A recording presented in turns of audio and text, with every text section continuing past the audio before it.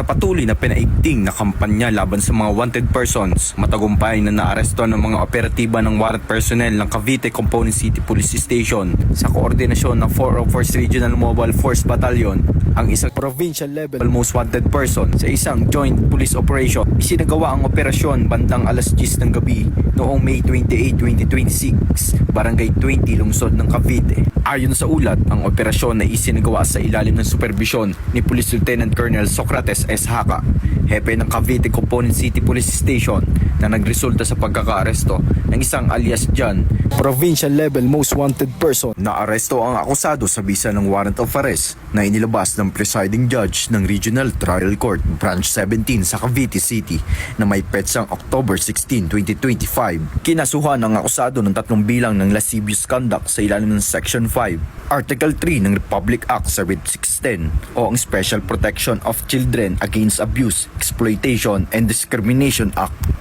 May inirekomendang piyansa na aabot sa halagang 180,000 pesos para sa bawat bilang ng kaso. Mula dito sa Cavite Police Provincial Public Information Office, ako ang inyong PNN correspondent, Patrolman Emerson Nabido, alagad ng batas, tagapagtaguyod ng balitang pulis. Bagong PNP para sa bagong Pilipinas, serbisyong mabilis, tapat at nararamdaman.